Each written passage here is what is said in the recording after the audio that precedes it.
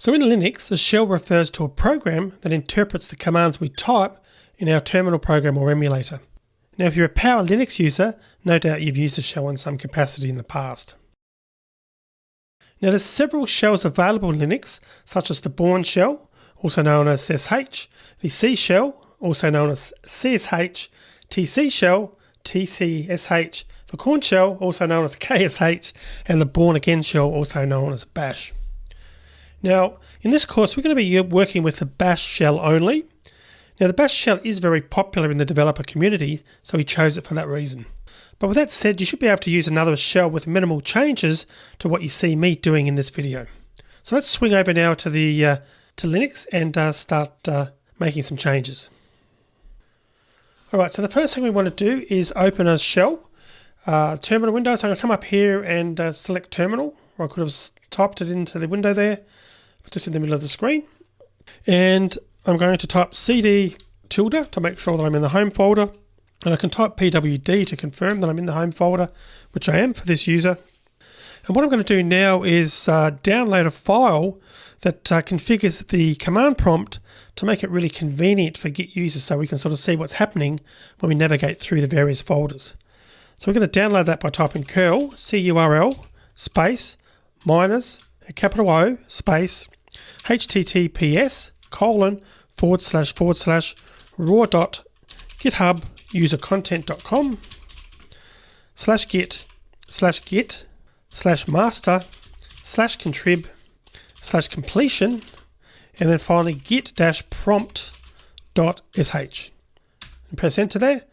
And it's only a quick or a very small file, so it should download quite quickly, and you can see that it's actually already downloaded.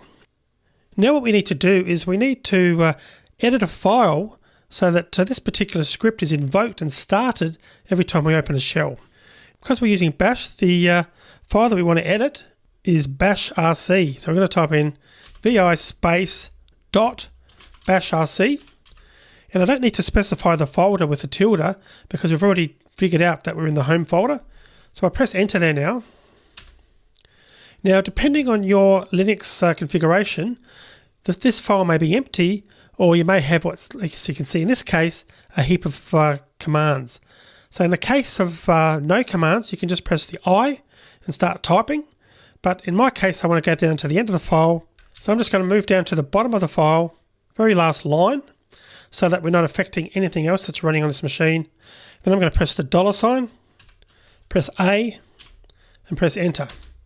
And that means that we can now start typing, and anything we're typing is going to be added to the end of the file. Then I'm going to type the dot space tilde / git-prompt.sh. So that's the command that is going to invoke that script every time the terminal is opened.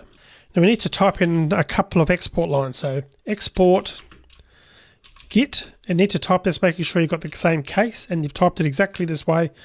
Git_ps1_ show dirty state. Oops, underscore there. Show dirty state equals 1. And then export.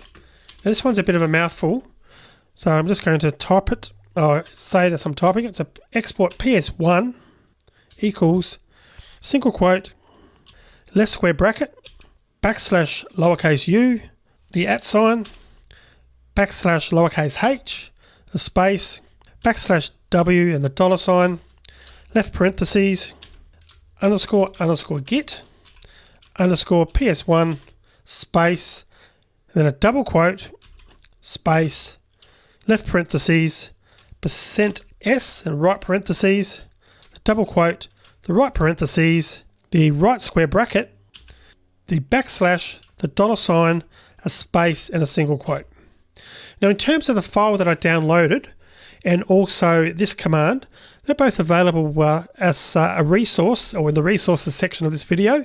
So it means that if you don't want to type it or you're not sure, you can just go and grab it. It's in a text file, and then you can just sort of copy and paste it rather than having to type it, and make sure you get it identical to what I've done. Alright, so press enter there, then press escape, press the colon key and X, and that means to save. So X means to save the changes.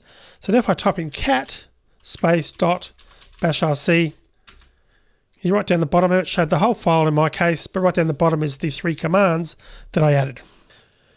Now, there's probably no point you needing to know what all those commands meant with the \u and \h, etc.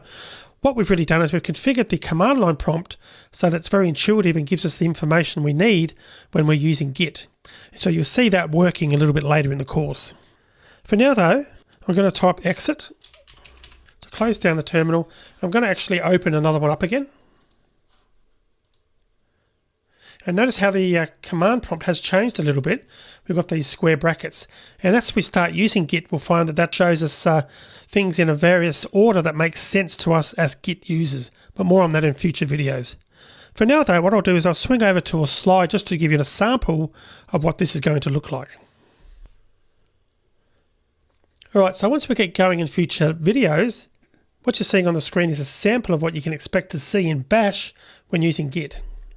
Now this screenshot is actually from the Windows Git Bash terminal, but what you'll see on Linux will be very similar to this. So things there like the Git branch name, the repository, the status, the host name, etc. We'll talk about this in a lot more detail in future videos. For now what we've done though is we've configured our system so that it will show this information when we're at the stage of actually using it, needing to use it. Alright, so at this point now your Linux machine has been configured, so I'll see you in the next video.